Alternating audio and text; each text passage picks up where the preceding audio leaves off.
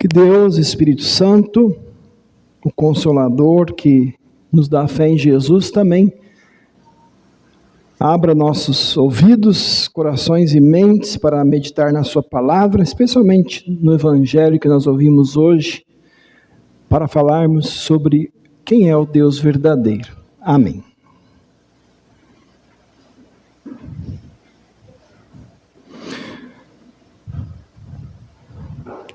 Irmãos e irmãs, nosso mundo, a gente já falou isso várias vezes e vocês veem isso também no dia a dia, na internet, na TV, que o nosso mundo tem muitas e muitas opções religiosas. Essa semana saiu aí questão do censo, do último censo, e uma análise das religiões no Brasil diz que a religião, os evangélicos cresceram um pouco, e algumas outras religiões também, e no Brasil, pelo menos, a impressão é que as pessoas estão buscando a espiritualidade. Então, nessas ofertas de tantas religiões e espiritualidades, em que Deus nós vamos crer? No que nós vamos crer? Em quem? Será que aquela frase que muita gente diz, eu já ouvi várias vezes, que diz assim: todas as religiões são boas, todas levam a Deus. Ou então assim, só muda o nome, de Deus, mas tudo leva a Deus. Ou então, importante é crer em Deus. Não importa que nome dão para ele ou o nome da igreja ou da religião. Será que esses pensamentos estão certos? Nesse culto, então, que nós estamos celebrando, a Santíssima Trindade, celebrada, no domingo que vem, a gente quer refletir um pouquinho sobre essas questões, pensando então nessa pergunta aqui: quem é o Deus verdadeiro? Aliás, vocês estão vendo, apareceu várias vezes esse símbolo. É um dos símbolos da Trindade. Chama triqueta. Que tem, vocês veem que são tipo triângulos ali que se entrelaçam e um círculo, É para tentar mostrar a Trindade. Ela está entrelaçada, não tem começo nem fim. É uma tentativa de ilustrar a Trindade. E o ser humano, ele sempre buscou resposta para essa pergunta aí. Quem é o Deus verdadeiro? De uma forma ou de outra, Porque o ser humano, se a gente estuda a história, ele sempre acreditou que tem um ser superior. A gente vê isso facilmente olhando, os povos e as culturas antigas e até as de hoje em dia. Até hoje, muitas culturas têm seus deuses. Os indianos, os indígenas, lá na Austrália, lá os aborígenes, lá no norte da Europa, os vikings, os egípcios e assim por diante. Então, a existência de um ser superior, ela é percebida pelo ser humano, praticamente por todas as pessoas. E de duas formas. Como é que as pessoas percebem que tem um ser superior? A primeira forma é a natureza. A natureza faz a maioria das pessoas pensar assim: alguém teve que criar isso. Os 3 pontões ali não apareceu do nada. As cachoeiras, as praias, e assim por diante. E a outra coisa que indica para as pessoas que existe um ser superior é o que está aqui dentro. Chama-se consciência. A consciência, uns mais, outros menos, mas ela sempre indica para as pessoas que existem coisas certas e coisas erradas. E é interessante que isso até para a gente que não tem nenhuma lei escrita. se a gente pudesse visitar tribos isoladas, que ainda existem algumas no Amazonas, né, em alguns lugares, e observar a vida deles, a gente ia perceber que eles sabem, mesmo sem ter nada escrito, sem ter Bíblia, sem ter nenhuma lei, eles sabem que certas coisas são certas e erradas. Então essa é a consciência. Então essas duas fontes, a criação, né, a natureza e a consciência, elas indicam que tem um ser superior. Só que elas não são suficientes para fazer as pessoas chegarem ao Deus verdadeiro. Como é que a gente sabe disso? Bom, a prova disso é que exatamente as pessoas oram, adoram e acreditam em animais como seus deuses, em estátuas, em amuletos, às vezes até em pessoas, ou em outras coisas, né? Ou criaturas. Acredito que esses são seus deuses. Então, adoram criaturas e não o Criador. Eu falei de animais, né? Vocês devem saber, por exemplo, que na Índia, se você for no McDonald's, não vai ter hambúrguer de carne de vaca. Não precisa nem pedir. Por quê? Porque lá para eles a vaca é um animal sagrado, representa um dos deuses deles, então eles não comem carne de vaca. Em outras regiões da Índia tem templos cheios de ratos. E você não pode matar os ratos porque representa outro deus dos indianos, né? E assim por diante. Aqui no Brasil, a gente tem palavras, né, que muitos conhecemos, Tupã. Né? Tupã, acho que é Guarani, é o sol. Era o deus sol dos indígenas, né, de certas regiões do Brasil. Então, se a criação e a consciência não mostram para nós o Deus verdadeiro, como é que a gente vai responder essa pergunta? Quem é o Deus verdadeiro?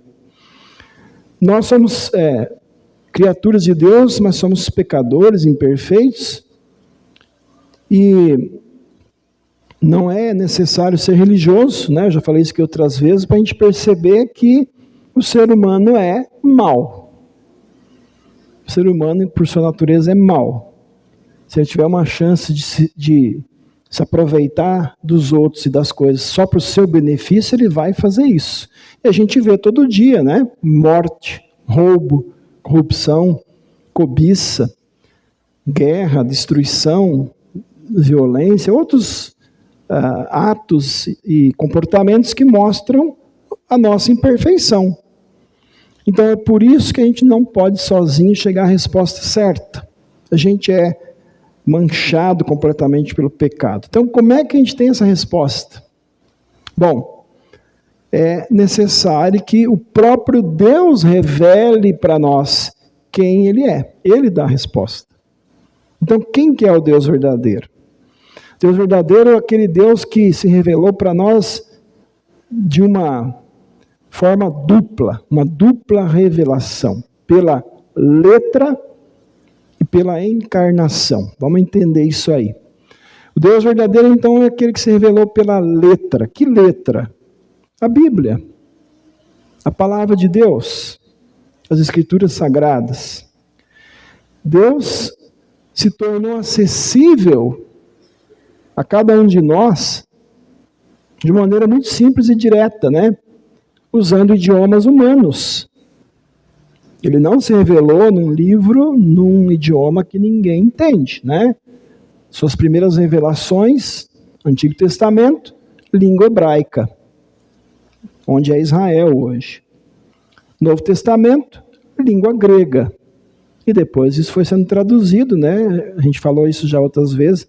Hoje quase 80% das pessoas do mundo têm a Bíblia no seu idioma. Então, ele inspirou pessoas, ele guiou pessoas para colocar por escrito tudo aquilo que a gente precisa saber para conhecer e crer no Deus verdadeiro. Então a Bíblia mostra para nós que esse Deus a gente já cantou hoje, já falou isso aqui, né? Criador, Salvador, Santificador. E a Bíblia mostra especialmente como é que Deus agiu e ainda age para nos aproximar dele, para purificar os nossos corações dos nossos pecados e imperfeições, e para a gente poder receber as suas bênçãos e a salvação que só Ele pode dar. Agora, talvez vocês podem perguntar assim, mas pastor, outras religiões também têm livros sagrados. Quem garante que só a Bíblia realmente é a revelação de Deus? Os muçulmanos têm o Alcorão, que tem até partes parecidas com a Bíblia. Tem os Mormons, né, que além da Bíblia tem lá um tal de livro de Mórmon. E outras religiões também têm os seus escritos. Como é que nós vamos saber qual desses livros aí é realmente a revelação do Deus verdadeiro? Bom, aí vem a segunda parte da revelação de Deus. A letra está ligada a uma pessoa, a encarnação, ao Jesus feito homem, Jesus encarnado. Enquanto as demais religiões ensinam assim, que para você se aproximar de Deus, você tem que se purificar com as suas obras, com rituais, cumprindo leis, cumprindo regras, com sacrifícios e coisas parecidas, para você então assim pagar pelos pecados, a fé cristã ensina e crê que nenhuma pessoa por si própria tem forças, capacidade para se aproximar de Deus, e muito menos pagar pelos seus pecados e imperfeições. O Deus verdadeiro, revelado na Bíblia, agiu para fazer o que nós não conseguimos fazer. Ele se encarnou. Ele não esperou a gente chegar até ele. Ele desceu do céu, se encarnou pelo Espírito Santo na Virgem Maria e foi feito homem, como a gente diz no credo, né? Ele veio até nós. Ele veio até nós na segunda pessoa da Trindade, Jesus. E ele veio para quê? Ele não veio passear aqui no mundo. Ele veio aqui para cumprir no nosso lugar toda a lei de Deus, todas as exigências divinas que nós não cumprimos. Ele veio ensinar o amor de Deus e veio na cruz receber o castigo, a punição que a gente merecia por a gente ser pecador, rebelde contra Deus. Então isso a gente chama de mistério da encarnação. Então o próprio Deus desceu ao nosso nível. A gente sabe a história, nasceu como cada um de nós, não veio para cá adulto, né? Passou por todas as etapas que nós passamos, só não a velhice, porque antes ele, né, de se tornar idoso, deu a sua vida na cruz. Então ele com a sua vida, seu sofrimento, sua morte e ressurreição, Jesus, o Santo Filho de Deus, veio até nós, deixou a glória divina, não se contaminou pelo pecado, apesar de ser muito tentado, né, pelo diabo, carregou o nosso pecado na cruz, e então venceu a morte, o pecado e o diabo. Então, nenhuma outra religião tem um Salvador assim. Tem uma música que a Neide canta às vezes, eu nunca aprendi ela, né? Que fala assim, uma parte que eu lembro é: não foi o seu Buda que morreu na cruz. Tem um Buda aqui, né? O que ele fez por nós? Ele tem os ensinamentos lá, mas ele não deu a vida dele na cruz, e nem adiantava, ele era pecador como a gente, né? Então, esse Salvador inverte a nossa maneira de pensar.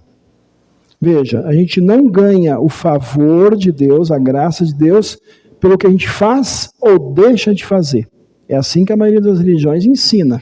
Faça isso, não faça aquilo, aí você vai agradar a Deus. Não.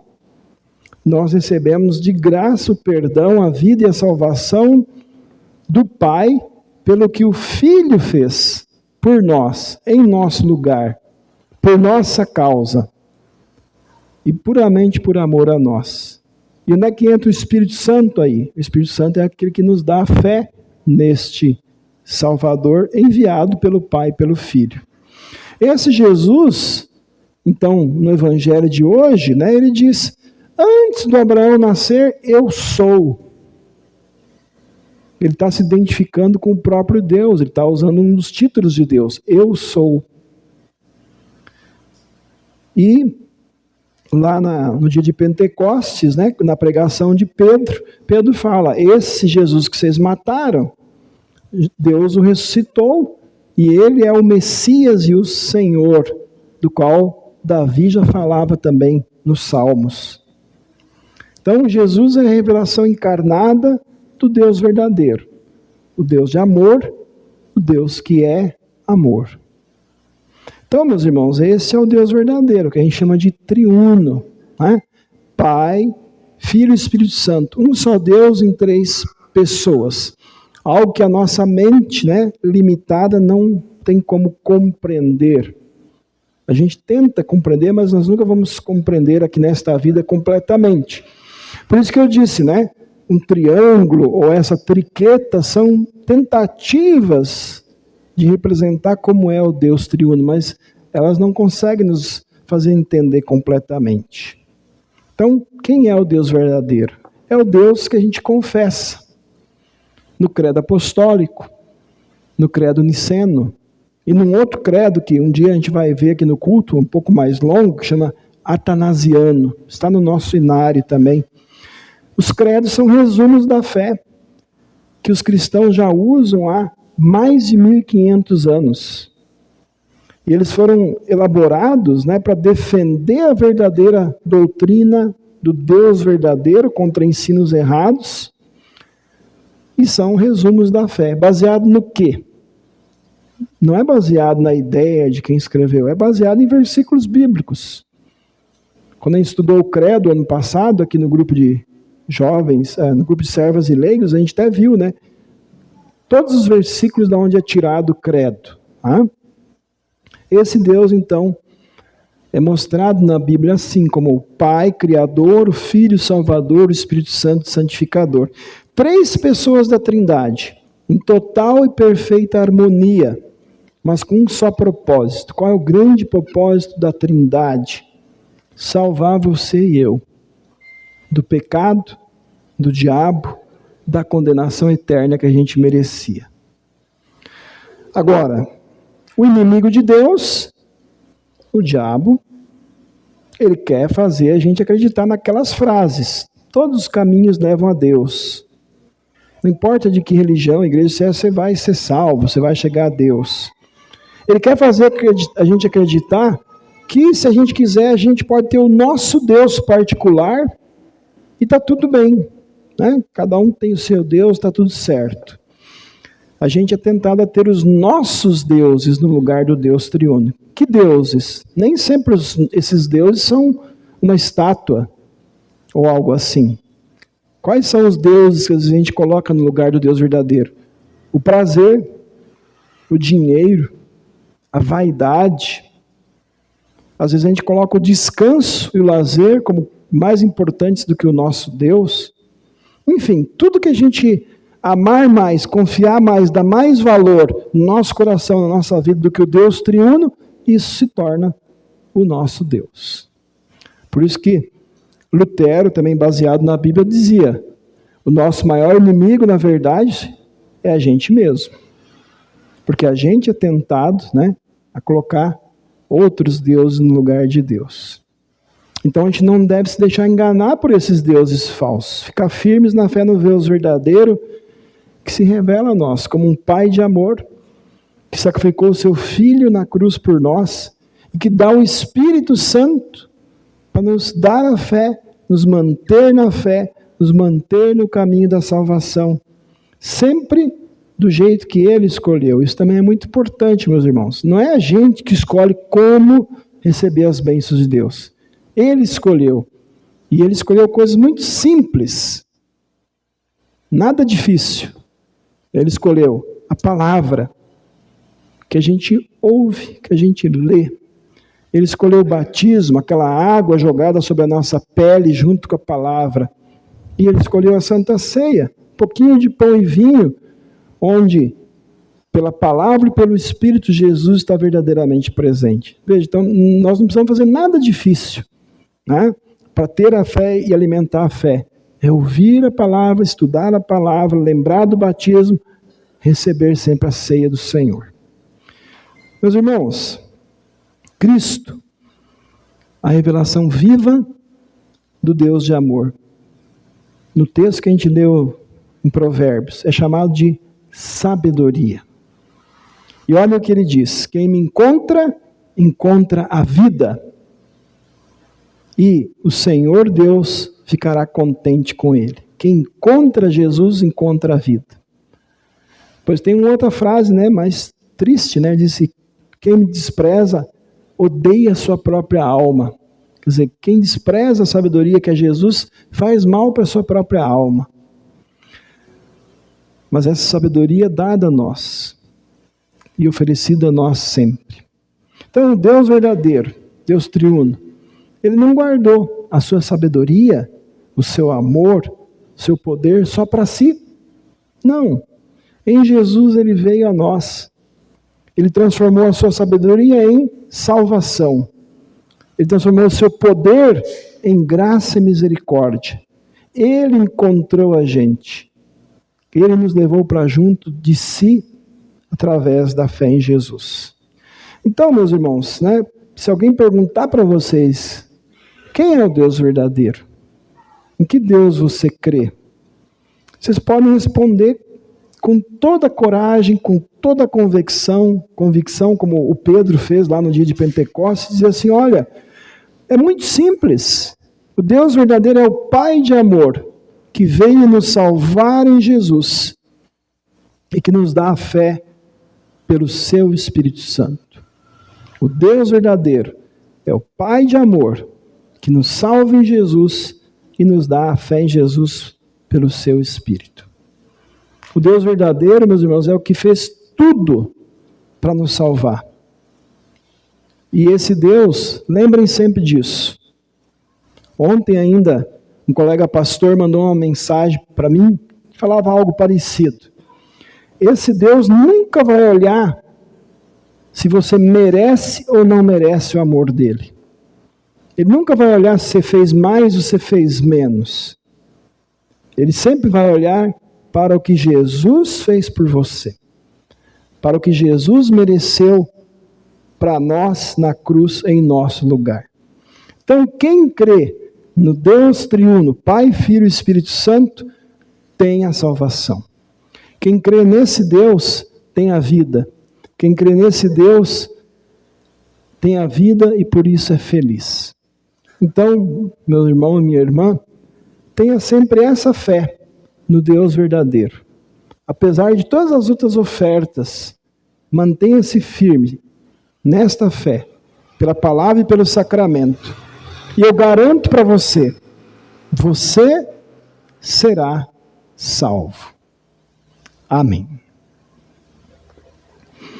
Que Deus, Pai, Filho e Espírito Santo, nos guarde sempre no caminho da sua salvação, no caminho da vida, e nos use para proclamar essa salvação para muitas pessoas. Amém.